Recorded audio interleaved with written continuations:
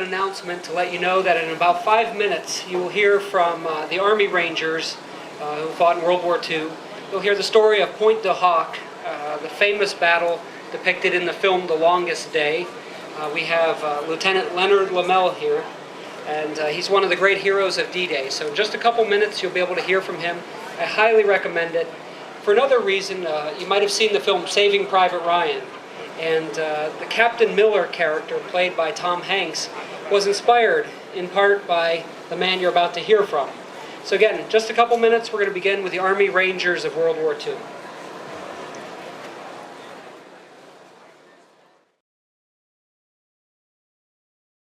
Talk with Mr. Leonard Lomell. I'd first like to introduce the Ranger historian, Colonel Robert Black. Thank you very much.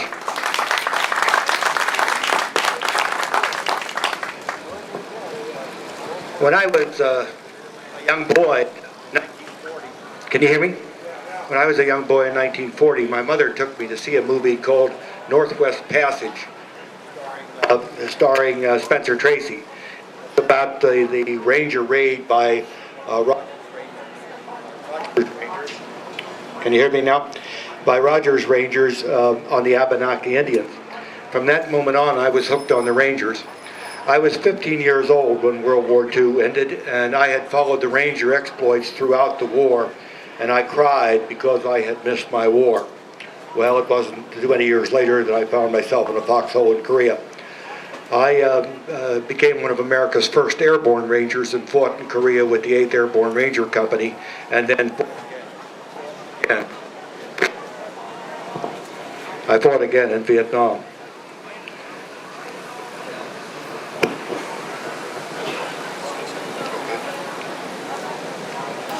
The experience of being a Ranger was so profound, especially being a Ranger at a young age, that I decided to study the history of the American Ranger and found out that we exist back into the 1600s.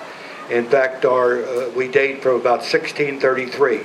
We have fought wars that most Americans have never heard about. We are a blend of American Indian tactics with European weaponry and discipline. And we fought for 143 years before the United States was formed in such wars as King William's War, Queen Anne's War, the War of Genghis Khan, King Philip's War, the French and Indian War, Pontiac's War, on and on and on. Rangers fought and died in all of those wars for America. Now nowhere, but nowhere, does our history shine any brighter than in World War II. In World War II, there were 6 Ranger battalions formed. The 1st Ranger Battalion landed in North Africa in the invasion of North Africa. They were so successful that a 3rd and 4th Ranger Battalion was formed, and they fought in Sicily, the invasion of Sicily, Salerno, and at Anzio. The 2nd and 5th were formed in the United States at Camp Forest, Tennessee, and the 6th was formed in the Pacific, and they were the ones who did the famous raid at Cabanatuan to free the American prisoners. The 2nd and 5th were prepared for a D-Day mission. And on the 6th of June, 1944, for that particular invasion, there was a significant target. So significant that it was designated as the #1 priority in all the plan for the American effort in Overlord. The Germans had mounted a battery of guns, of French guns, 155 millimeter guns, on a place called Pointe du Hoc. Pointe du Hoc, and it means hoe, a point because it is shaped like an old hoe. Pointe du Hoc was centrally located between Omaha and Utah beaches, the 2 American beaches. Those guns could reach either beach. Those guns could also reach out to sea and could destroy the ships that were bringing the invasion forces ashore. Now, to give you an idea of how important this target was, it was not just the Army that was assigned the job, but also the Army Air Force, both British and American, and the American Navy, because they were taking no chances. Everybody had to take a whack at this thing. For the Air Force, to bomb this target, they employed 76 B-17s, 115 Lancasters, 136 A-20 Havocs, 64 B-26 bombers, and they dropped a total of 3,264 bombs on a plot of ground that consists of 30 acres. In addition to that, the USS Texas fired 600 rounds of its 14-inch guns. But the Germans were a wily adversary, so the story only begins at that point. I will say this much: if you go to Pointe du Hoc today, you will see still the devastation that occurred there. But there are certain things that must be done by men, and it is my pleasure to introduce one of the greatest of the Ranger Brotherhood, a man who earned a Battlefield Commission, a man who earned the Distinguished Service Cross and many other awards, the man who destroyed the guns of Pointe du Hoc, Ranger Leonard Lomell.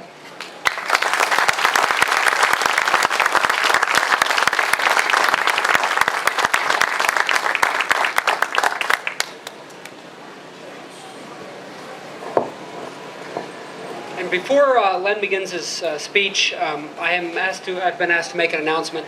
Dave Swanton, look around. Your son is missing. He's at the VIP area.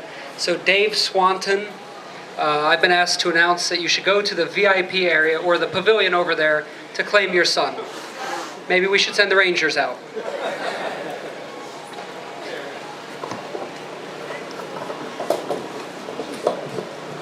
Good afternoon, ladies and gentlemen.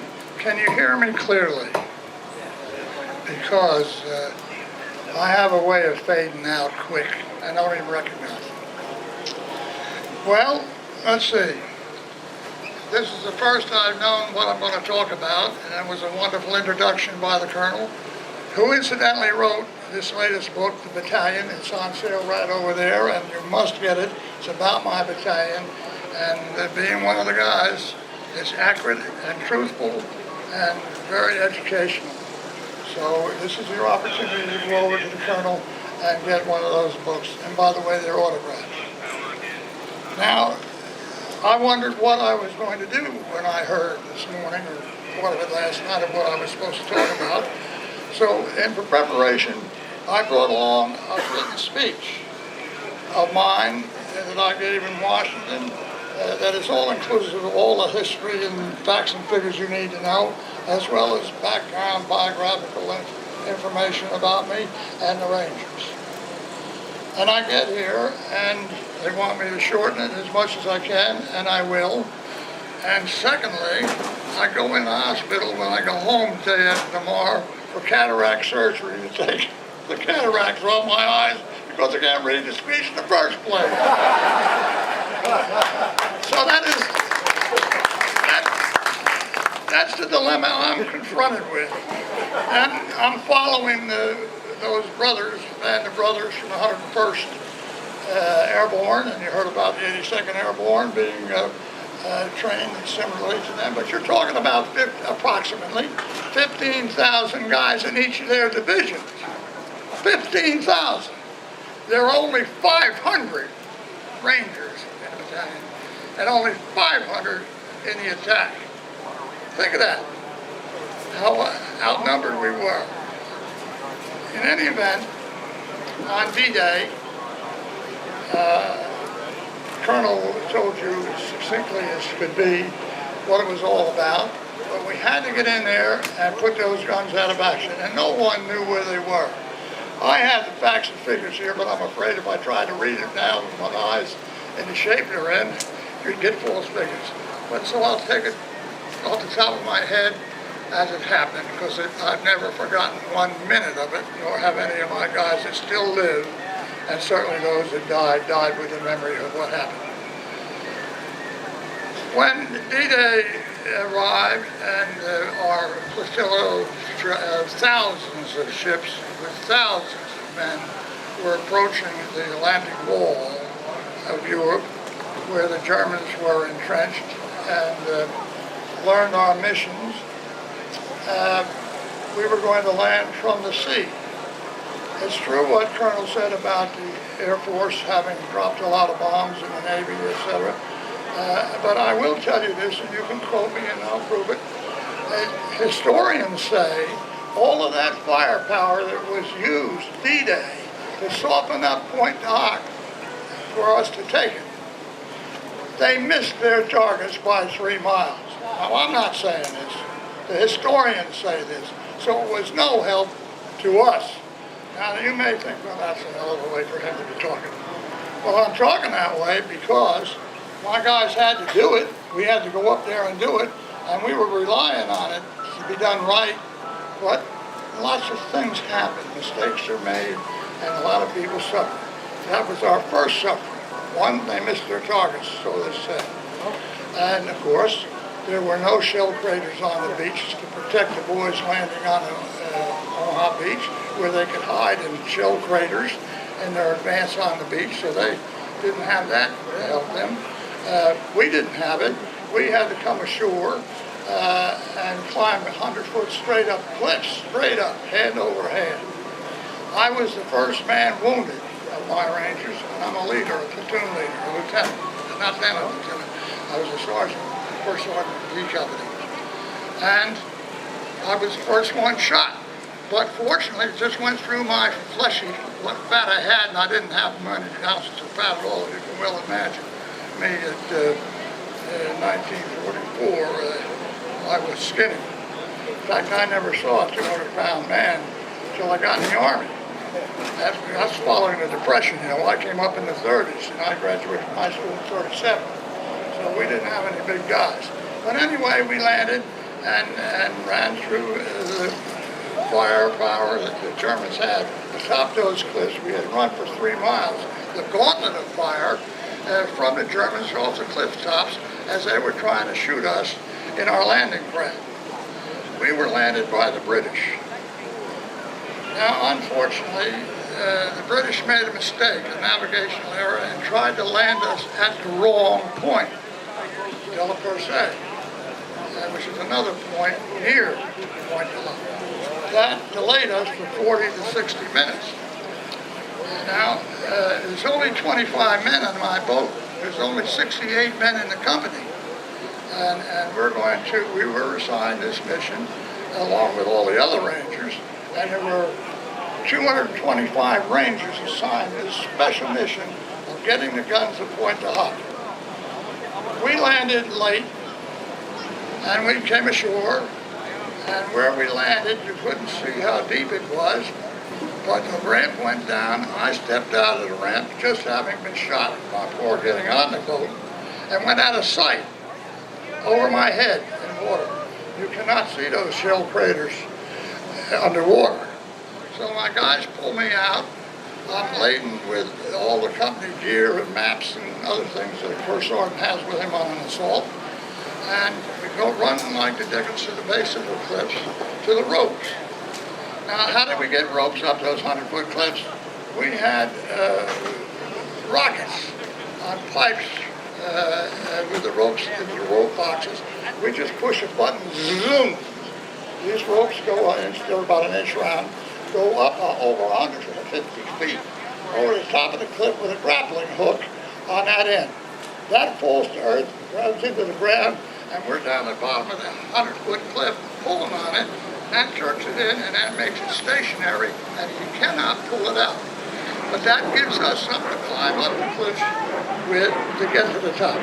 All of which time is used to the advantage of the Germans, who there are hundreds of them up there on top of the cliffs, shooting down at us, shooting us off the ropes if we can, or cutting our ropes at the top with a whole maybe 3 or 4 guys on a rope, all go crashing down.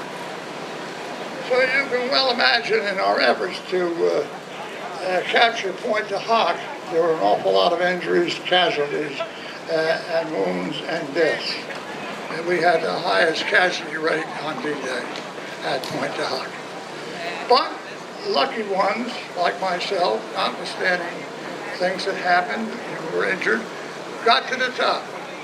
There's a picture in here you'll see on top of the cliffs of Pointe du Hoc on D-Day, where I'm standing with a .45 automatic submachine gun, trying to defend a couple of my guys. What happened was, as first sergeant, I'm on this rope, 5 or 6 feet away, was Bob Frooling, also a New Jersey boy. He's the radio man. He weighs 150 pounds, but he's got a 50-pound radio. He's up to the top of the cliff. He's about a foot from the top of the cliff when he can't go any further because his strength is given out. And any of you people who have been climbing ropes and things like that, when you only have an ounce of strength left in your body, it's a horrible feeling that comes over you. So he says to me, Len, can you help me? I haven't any more strength. I'm going to fall off the cliff. And my God, from 100 feet to the bottom, make me imagine the fear that must put in his body. I said, no, I'm honest, Bob, I can't. I'm in the same shape. My strength's given out too. Now, funny things happen. But I said, you hold on for dear life. Maybe one of the guys will come running by, and I'll get him. I'll get us organized. And lo and behold, over comes Lenny Rubin from Chicago. He's a lawyer out in Chicago. He's still alive today. And you'll see it on a picture in there, a painting. And he was a husky fellow. It took 6 or 7 of us to put him down in our physical contests. And he comes on and says, Rube, grab Bob. He's about to fall off. Rube throws his gun down, and he's in the middle of a battle with the Germans. He drives over, grabs Bob, jerks him over the top of the cliff, and Bob's radio antenna goes whipping around, and I'm yelling, watch that antenna, it's going to draw fire. And I'm all excited, but I know I got to help. So the Lord just gave me enough strength to pull myself up, spring up with my submachine, as you'll see in that, submachine gun as you'll see in that picture, to fight the Germans. You'll see the German bodies and the American bodies laying right there on the top of the cliff. And this is D-Day morning, around 8 But we were up there as fast as you could. We saved Bob. We got together with our guys, and we now had approximately 225 in the assault. That's all, 225 men, Rangers, on assault at Pointe du Hoc, behind the guns at Pointe du Hoc that were supposed to be there. Now there are all kinds of discussions and arguments to this present day, whether the Free French Underground told our intelligence this or that or the other thing, but no one seemed to have gotten the message straight. But we got up there, and we, D Company men, this is my 22 of mine, my platoon, started right away to go to positions 4, 5, and 6 to knock out those 3 guns. They're 155 millimeter coastal artillery guns that are going to fire on all the landing beaches at Omaha Beach, D-Day morning, early D-Day morning, and on the thousands of invasion ships that are coming into the English Channel there and anchor off to send thousands of men ashore into certain death with all the firepower that the Germans had in the Atlantic Wall. It was supposed to be the strongest point in all the Atlantic War that Hitler ever had. But anyway, we got up there, found that there were no guns at all in the positions that we were assigned. Brand new, big encasements, walls 6 foot thick. You can't imagine how well this was built and engineered to house powerful, big coastal artillery pieces that could fire for 12 miles. So they could reach most anything in the channel and sink it. Well, we got up there, couldn't find them, fought our way through the Germans, and we had a 3-pronged mission. The most important thing was to find the guns and destroy them. Well, we went to the gun emplacements, they weren't there, couldn't find them. We decided we could hear them. They're going to fire sometime, we'll hear them. But let's go on to our second part of our mission. Let's get out to the coast road, which was a mile inland. Cut off the post road, establish the roadblock that we were supposed to establish to keep the Germans from getting from one end of Omaha Beach to the other end of the Omaha Beach, to protect our landing forces from the thousands of German soldiers and their artillery that are there to defend that Atlantic Wall. Well, we did that. We did it successfully, but by the time we got there, I only had 12 men left out of my 22 men. The others were killed. They were badly injured and couldn't fight. So I only had 10 men left to man that roadblock to keep the Germans from helping each other, while there was only 2 men left, myself and Sergeant Jack Kuhn, the Chief of Police of Altoona, Pennsylvania. And Jack and I decided we'd go find the guns. While the guys did their job, and we had one sergeant, Harvey Conant, yes, from Louisiana. He was to knock down all of the communications along the coastal highway. He did that. So with the few men we had and had left, we accomplished all of that, and Jack and I went down this road about a mile, and lo and behold, you know, this is on top of high cliffs, 100 feet on the English Channel side, the water side. But it goes down from that high point down into the swamps behind for about a mile or 2. And there's all water behind those cliffs. So we go up there, and Jack and I see this road, a sunken road, and we between 2 hedgerows. Now, hedgerows in Normandy, I'll tell you, regardless of what you think a hedgerow is here in America, or 1 foot, 2 foot, or even 5 or 6 foot, over there they're like 30, 50 feet. What am I saying? They can be 9, 10 feet thick, 10, 20 feet high, but trees growing out of the top of them another 30 feet. So picture that. So we're looking down as it falls away in the rack down to the water, and we're thinking, where the hell are those guns? So we see this roadway, and we see it looked like a wagon track. It could have been the wheels of these mobile howitzers, 155 millimeter coastal guns. So we followed those. Leapfrog, we call it leapfrog, and protecting each other as we go. It's just 2 of us.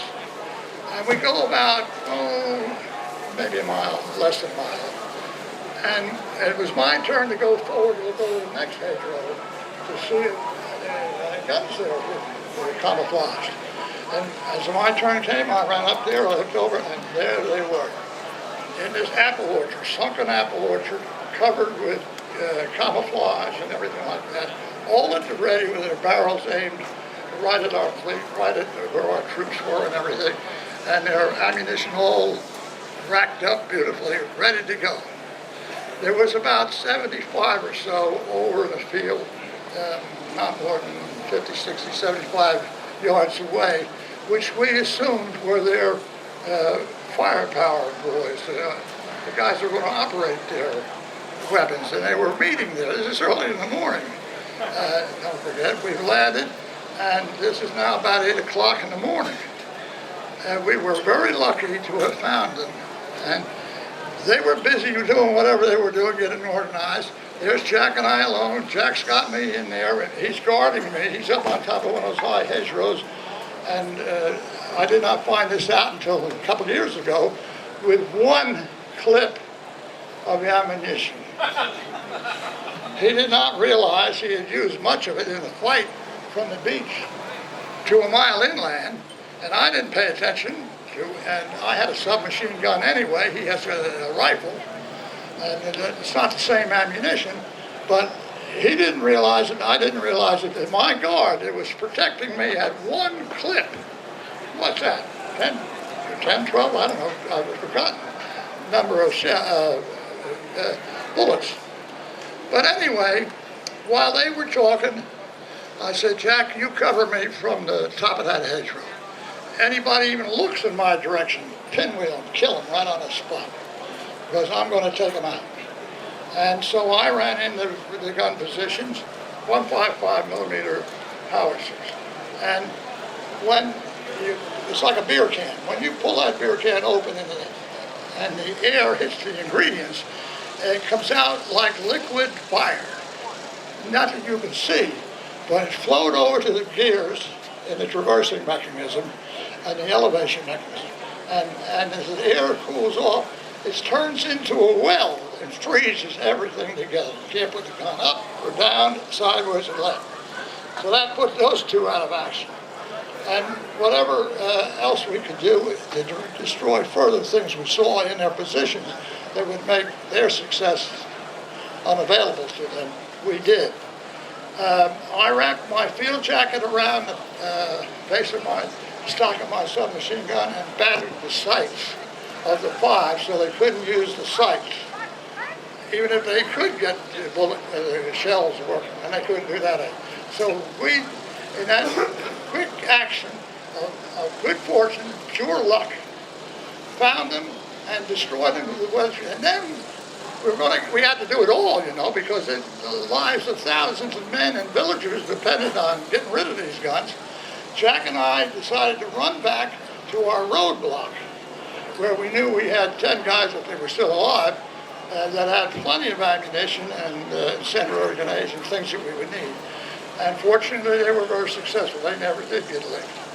And we got their incendiary grenades, brought them back, and used them to ruin the other 3 guns. So that took out 5 big 155 coastal artillery howitzers that were defending the Atlantic Wall in the English Channel, preventing anybody come through there, including the thousands of invasion fleet vessels with tens of thousands of American soldiers trying to take Omaha Beach.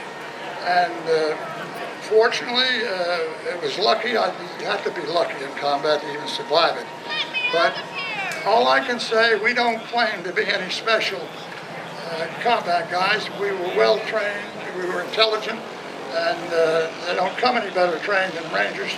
And we did our job. We destroyed all 5 of the guns, saved all the guys on the ships, the thousands of them, the thousands of them that were invading the beaches, and the thousands of people that lived in the villages all in the area that I'm speaking of. And so we put them out of action, beat them back, and we were supposed to be relieved. Get this, we were supposed to be relieved in 4 hours, or by noontime, D-Day morning. Of course we weren't relieved by noontime with other troops coming. The troops were tied up on the beach down in Omaha Beach and never got off the beach. We never got relieved until 2.5 days later. Well, you know, a lot of guys died in that 2.5 days while you wait for relief. So, in any event, as luck would have it, I lived, Jack lived, we were successful, and thousands and thousands of lives were saved by the Rangers on the day in that action alone. We have many more actions we participated in all over World War II and were successful. If you have any questions so far, raise your hand, I'll answer. Yes, sir. Yeah, once you took the guns out, was there any kind of counterattack from the Germans? Did you hear that? By the way, I'm deaf. I got to hear plugs and everything. Any counterattack by the Germans? Did I get counterattack? Counterattack by the Germans. No, I didn't get counterattack. The Germans we fought them back, and the other Rangers held them in check while only Jack Hume, Sergeant Hume and I were alone to do the rest of the action and destroy the guns, because 10 of my guys are manning the roadblock, the rest are dead. So we held out for the third day, and we were relieved by a group of soldiers coming out off the beaches in Normandy. Yes, any other questions? I try to make it as fast as I can. Yes. German artillery, I didn't know you were there. Did the German artillery I don't believe so. I had that feeling because I was doing a lot of strange things, exposing myself, that is to say, coming around over the top of the hill looking for these damn guns. I always had the feeling that I was a capable snooper, if you will, and I found what I wanted, and we proceeded with our efforts to accomplish the mission. We did it, and that's it. I saw you on the History Channel. What is it? I saw you on the History Channel.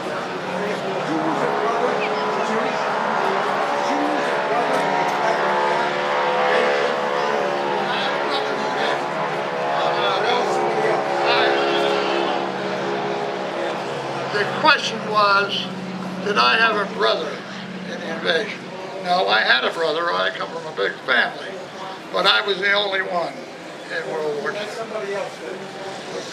Jack didn't have a brother either. But of course, our guys had brothers. And all I can say is we were all business, knew what we were doing, and there's only 500 of us in the battalion to begin with. And we did it, and we're successful. But that's only one action. I'm really proud of it. Any questions? Do you just have 2 minutes about the hurricane fires? Can you talk for a couple minutes about the Hurricane Forest? Oh yes, the Hurricane Forest, glad you brought it up, because everybody thinks D-Day was the roughest day the Rangers had. For me, the Hurricane Forest was the most difficult time of my life.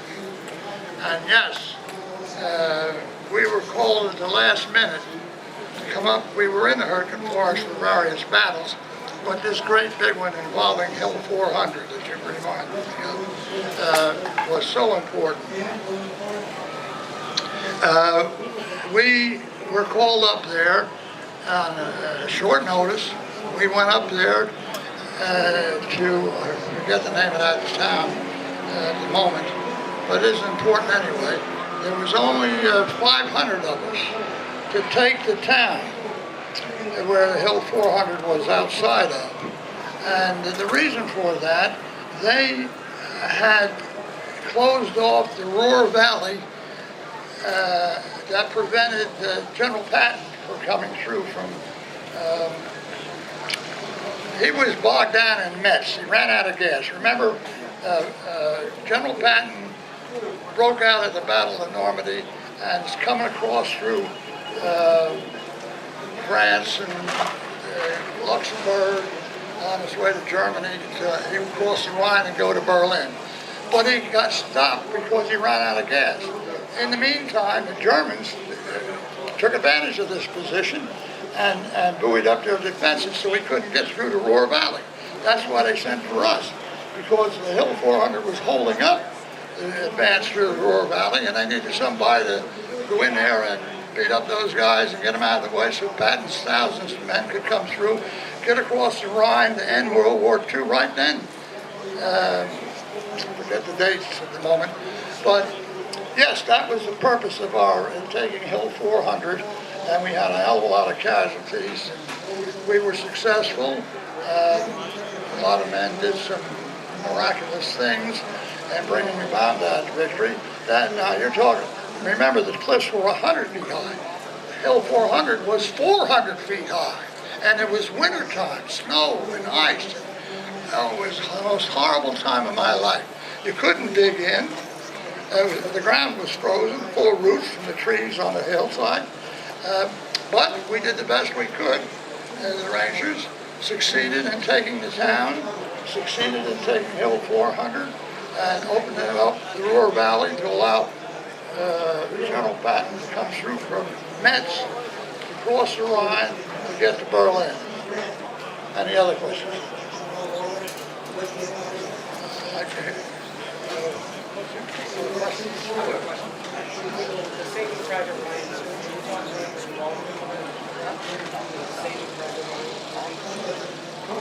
Well, the question I understand is, what do I know about Saving Private Ryan movie?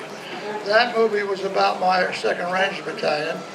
I was an observer on it.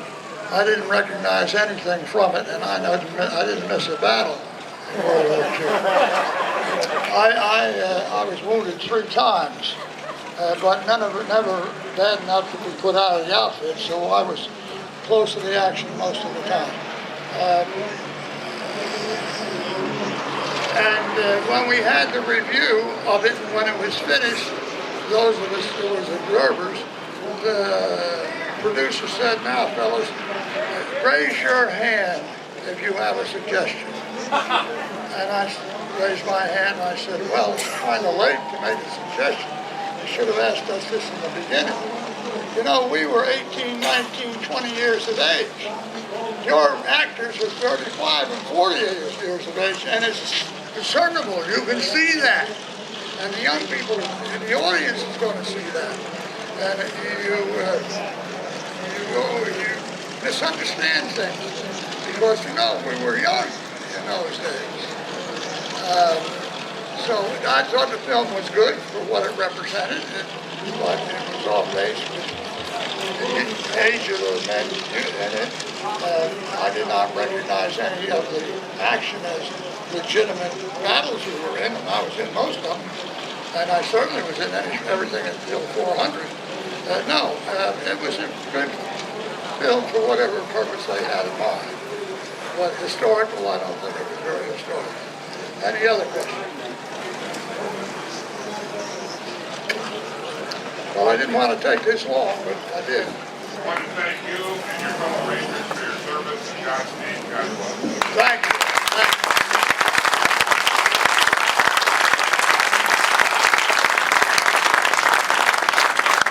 Now, get out of this sun and get a nice cool drink.